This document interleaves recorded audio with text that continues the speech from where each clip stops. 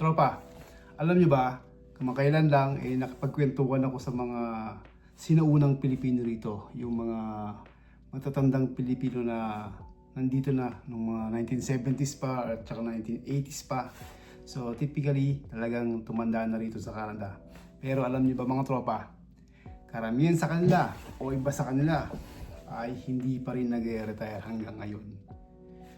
Meron paliwanag dyan mga tropa, at dahil sa pakikipagkwentuhan ko sa kanila, marami ako napulot, natutunan mga aral sa kanila sa pagtira dito at kung bakit hindi sila nakapag-retire ng maaga o hindi sila nakapag-retire. Alam niyo ba, tropa, karamihan sa kanila nandito pa rin at nagtatrabaho. So pakinggan nyo yung kwento nila.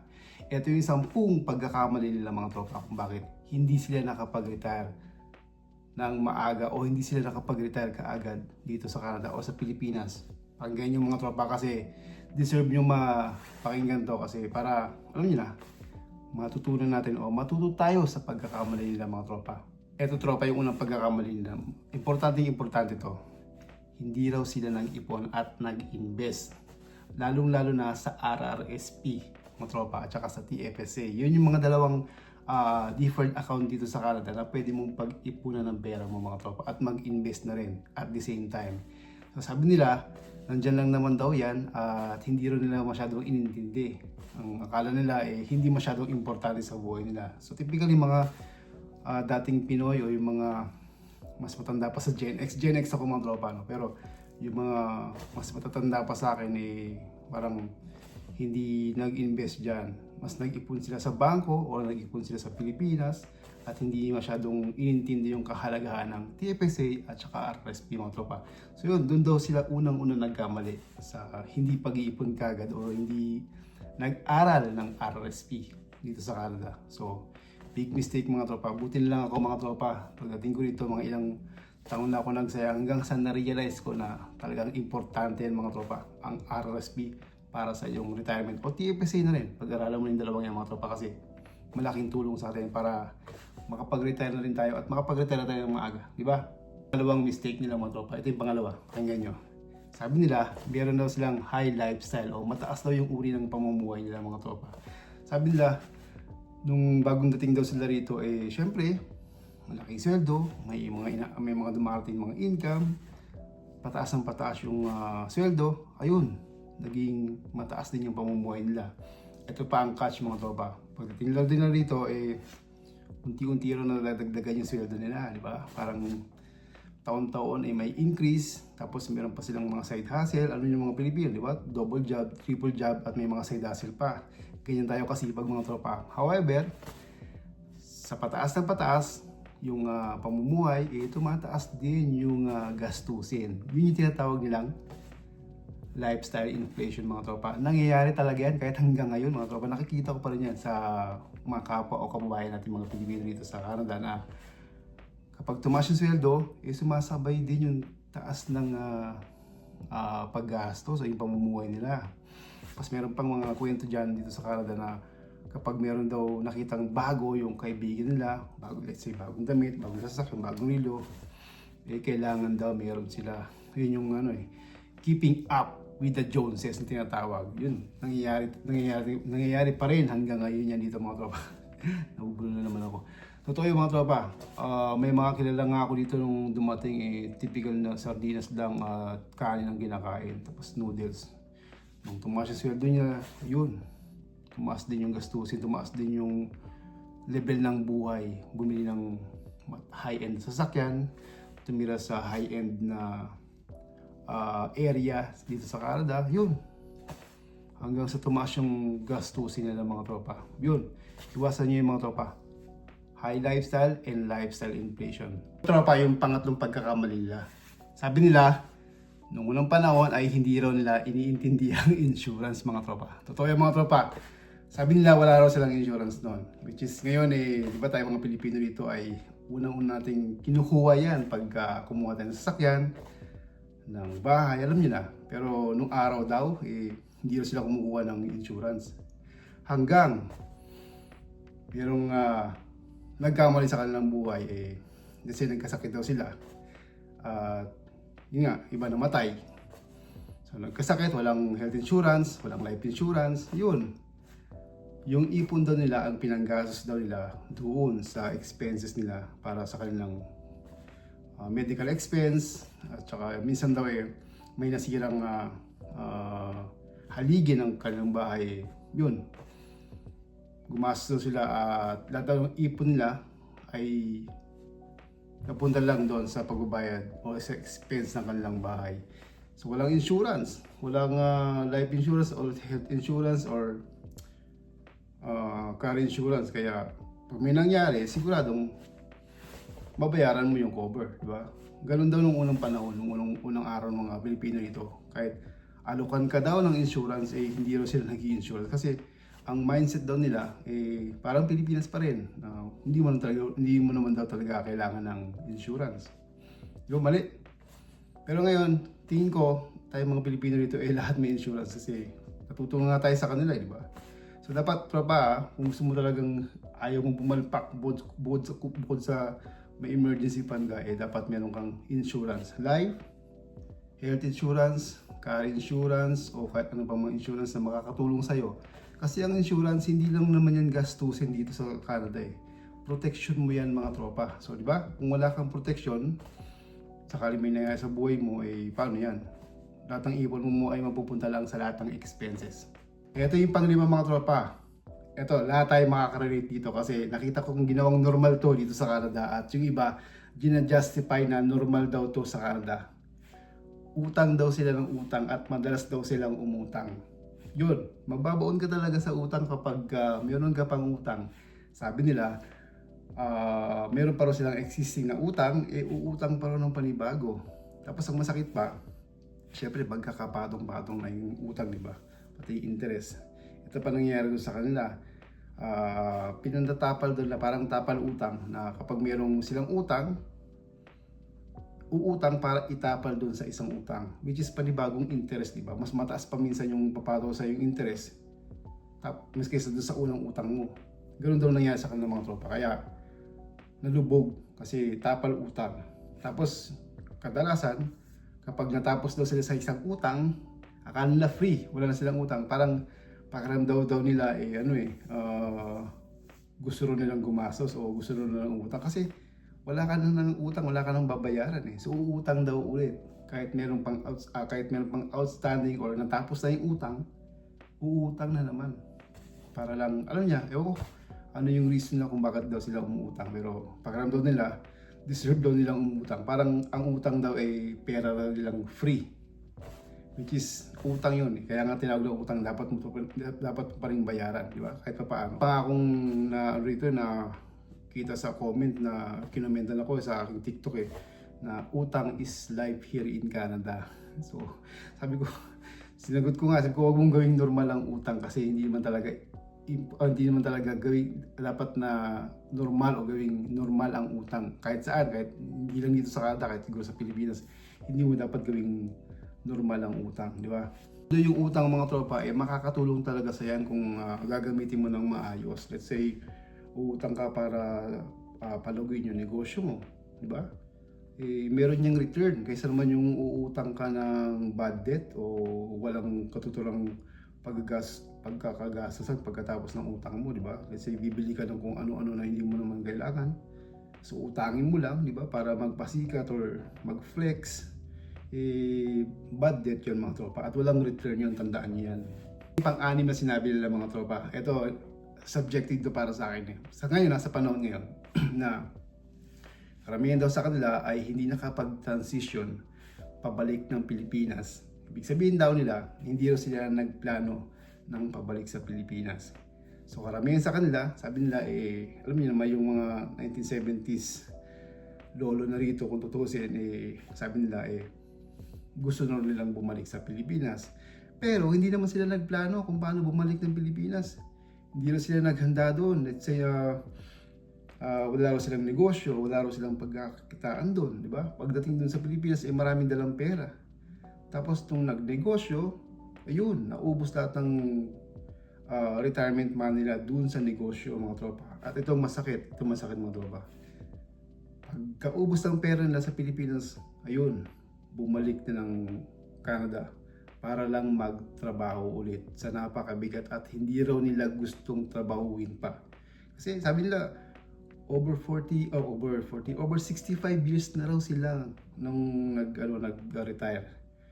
So, imagine 65 ka nag-retire dito, let's say, nag-spend ka rin ng 2 years, so 67 to 70 years old, bumalik ka dito para lang magtrabaho kasi naubusan ka ng pera sa retirement. Diba? Yun yung sinasabi rin nila. Hindi na sila nakapagplano kung ano raw ang gagawin nila sa Pilipinas. Wala raw silang source of income na ginawa. Well, iba marami. Marami rin tayong nakausap na nakapagtayo ng negosyo nung bata pa sa Pilipinas, tapos nung bumalik sa Pilipinas, ayun, maganda yung kinalagyan nila at maganda yung naging retirement nila mga tropa kasi naghanda, di ba? Kaya ako sinawing subjective yung retirement kasi iba sa mga Pilipino na kausap ko ay dito talaga gusto mag-retire. Pero, ito yung catch. Pag nag-retire ka dito, syempre, hindi ka naman pwedeng timira sa bahay ng anak mo, lalo-lalo na kung Canadian o dito yung culture ng napangasawa nila, di ba? Hindi naman katanggap-tanggap na maging pabigat ka sa pamilya mo, di ba? Lalo-lalo na yun, di ba yung concept na yun? Eh kung titira ka sa care home, magkano ang gagastusin mo? Ngayon, ang average, kailangan meron kang 1 million. Sa panahon ngayon, meron kang almost 1 million para mag-retire na. Sa home care yun, mga tropa. Eh, pagpalagay mo na, from now on, 10 years o 20 years bago ka mag-retire. Isipin mo kung magkano pera ang kailangan mo para makapag-retire ng komportable dito sa Canada. Baka 5 million na, di ba? So, isipin mo maigi kung saan ka mag-retire mga tropa. Isa yan, pagplanuhan mo maigi raw ang transition mo pabalik sa Pilipinas o pagplanuhan mo maigi ang retirement mo dito mga tropa. Ito yung pampito mga tropa. Susunod, ito, narelate din ako rito eh. Akala daw nila, malayo pa naman ang retirement, ba't ako mag-iipon? Yun. Muntik na akong makadala dyan hanggang sa nare-realize ko na, tama din yung, doon pa nare-realize ko na, ba't hindi ako maghanda ngayon? Mag-ipon na or maghanda para sa retirement mo. So kung isipin tropa na bata ka pa, bakit ka maghahanda? Bata ka pa naman para sa retirement. Well, alam niyo kung bakit mga tropa? Kasi doon naman talaga tayo pupunta sa pagtanda, di ba? Why now? At hindi pa ngayon ka maghanda habang bata ka pa? Kung 20s ka, maganda ka na, di ba? Mag-RRSP ka na kasi eligible ka na rin sa RRSP. 80 years old and up ang eligible sa RRSP mga tropa. Or mag-start ka na mag-ipon kung ayaw mag-RRSP, TFSA, or simulan mo na mag-build ng negosyo para protektado ka pagdating ng iyong retirement. So yun, akala daw nila, bata pa sila at hindi rin nila kailangan mag-retire o mag-ipon para sa retirement hanggang sa naubusan ka na ng oras. Na-realize mo na, uy, tanda ko na pala at wala pa ako naiipon. Diba? Hindi mo ma-realize yan kasi lumilipas ang panahon, di ba? So, why not now na mag-ipon ka na kasi lilipas naman talaga ang panahon at wala kang magagawa dyan, di ba? Ba't hindi ka pa ngayon mag-ipon para sa retirement? Huwag mong sabihin, bata ka pa naman, di ba? Kasi sabi rin ng iba, nung panahon daw yun, parang nakakatanda daw pag parang feeling mo matanda ka na pag nag-ipon ka na sa RRSP or nag-ipon ka na para sa retirement mo, which is maling-mali, di ba mga tropa? So wag mong sasabihin tropa na bata ka pa kasi hanggang sa ma-realize mo na late na pala ako, wala ka ng oras. Ito yung pangwalo mga tropa, ewan ko kung applicable to sa mga tao or sa mga Pinoy na katulad ko kasi lahat tayo ay mayroong kanya-kanyang sitwasyon at saka kanya-kanyang goals, di ba mga tropa? So sabi nila, hindi rin sila nag-take ng risk. Ano ibig na sabihin? Ito, karamihan daw sa kanila ay merong alam magnegosyo pero hindi nag-take ng risk. Di ba? Hindi rin sila, parang natakot daw sila magnegosyo. Pero alam daw nila magnegosyo kasi karamihan daw sa kanila nung dumating dito ay may negosyo sa Pilipinas. Hindi rin nila inaral ang business dito sa Canada at hindi raw sila nag-take ng risk. Ito pa yung ibang mangyari. Baliktad naman, yung iba raw ay walang alam pero sobra-sobra naman daw mag-take ng risk. Ganun din, pag wala kang alam, mauubusan ka ng oras at malulugi ka, mga tropa. Yun, ang pinaka-common na sinabi nila, hindi raw sila nagkaroon ng lakas ng loob na mag-take ng risk sa investment, sa business, di ba, para papalagura yung buhay nila. Na-stuck lang daw sila sa sobrang sahod o yung sahod nila na mataas, mga tropa. Kaya yun, hindi daw sila talaga nag-take ng risk para umusad ang buhay nila at makapag-retire kagad ng maaga at makapag-retire din sa sapat na panahon, mga tropa. Ito yung pang siyam, mga tropa. Pang siyam na ba? Ito, mga tropa, common na common to sa Canada, mga tropa. Masyado silang umasa sa napakalaking sweldo nila at naging komportable. Yun, totoo yan. Sa panahon ngayon, ang daming ganyan, mga tropa, at naging komportable lang sa buhay. Kasi nga, alam nyo ba, dito sa Canada, ang daming mga Pilipino na ang lalaki ng sweldo. So, let's say, meron silang yung primarily job nila o yung unang-unang trabaho na napakalaki ng sweldo nila. Tapos meron pa silang double job o may side hustle. Imagine, ang mga tao dito ay converted na to Philippine money ay umaabot ng 200,000. Yung iba, pero karamihan, hanggang 300,000. Meron pa akong kilala na 300,000 ang sahod kada taon. Pero walang nangyari. Diba? Hanggang sa naging komportable lang sa ganun sweldo at hindi nga raw sila nag-ipon. Kasi katwiran nila, ba't ako mag-iipon? Meron naman akong parating na sweldo. Hanggang sa naging komportable na sila sa buhay. Diba? Kasi akala nila ang malaking sweldo ay panghabang buhay. Hindi nila alam na habang tumatagal yung panahon ay nawawalan sila ng energy. At hindi nga sila nag-develop ng skills hanggang yung dati nilang malaking sweldo ay bumaba na sa panahon ngayon. So hindi na, naging irrelevant na yung trabaho nila. Common dyan yung mga nasa construction, mga tropa. At nung araw, laki ng sweldo ng mga nasa construction. Ngayon, medyo lahat na ay nagko-construction o lahat na ay gustong gumalaw, eh bumaba na rin yung bayad dyan, mga tropa. So, nung panahon daw noon, mga 80s or 90s, lalo na sa Toronto at saka Vancouver, mga panahon ng mga development, eh napakataas daw ng sweldo ng mga nasa construction business. Diba? Naging komportable sa kanilang sweldo at walang naipon, diba? Ito na yung pang-10, mga tropa. Ito, makaka-relate lahat dito, mga tropa, kasi ako hanggang ngayon nakikita ko po to at naging biktima rin ako, mga tropa, nito. Naging sila, emotional spender at saka naging family dependency. Ano ang ibig sabihin nila, mga tropa? Sabi nila, nung nagtatrabaho daw sila rito, eh sila daw ang naging bread and butter ng pamilya nila sa Pilipinas. So, di ba? Lahat daw ng pera nila ay pinapadala na lang daw nila sa Pilipinas. Nang walang kaabog-abog or 100% hanggang sa wala raw sila naiipon dito kasi lahat daw sinagot nila eh. Tuition ng kapatid, tuition ng pamangkin, tuition ng kung sino-sino, tumutulong sa mga kaibigan, okasyon sa Pilipinas, sila daw ang gumagastos. Let's say merong kakasal yung kapatid or pamangkin, sila raw ang gumastos. Kung sino raw may sakit yung pamilya, sila ang taya. Imagine, sabi nga nila eh, nung nagtatrabaho dito sa Canada eh, dalawa raw ang bills nila. Isa daw dito sa Canada at isa lang daw sa Pilipinas. So, 2 bills sa buong buhay nila. Hanggang sa wala silang naipon, mga tropa. Kasi lahat nga sinasagot nila eh. Diba? Meron silang, imagine, meron kang bill dito, tapos meron ka pang bills doon, tapos sobrang daw tipid nila rito at hindi daw sila nag-i-invest at nag-iipon. Kapapadala sa Pilipinas at kasasagot ng kung ano-anong magastusin doon, mga tropa. Ganon daw sila doon sa pamumuhay nila. Kaya hindi sila nakapag-retire ng maga at walang naipon, mga tropa. Hanggang ngayon, hinahabol nila yung nawalang pera sa lahat ng walang oras. Too late, mga tropa, kasi karamihan sa kanila ay nasa 60 years old na ngayon or say 70 years old na at nagtatrabaho pa rin, mga tropa. Karamihan dyan makikita nyo nasa mga fast food or nasa food court, mga matatanda dyan. Pero hindi lahat yun, ha.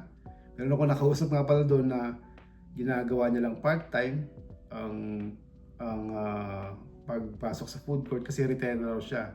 Ginagawa niya, bumabalik siya ng Canada para sa summer lang, para magtrabaho lang or makita yung pamilya niya, pero may negosyo na raw sa Pilipinas.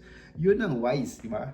Sabi nila eh, mas maganda raw kung magre-retire ka, eh bumalik ka pa rin ng Canada kasi andun pa rin daw yung anak nila, mga apo nila, kaya daw sila bumabalik ng Canada. Pero pagbalik daw nila ng Pilipinas ay safe na sila, nasa retirement na at masaya na kasi nakapag-ipon na sila, meron silang negosyo ron. Talaga nakapagplano na mga tropa.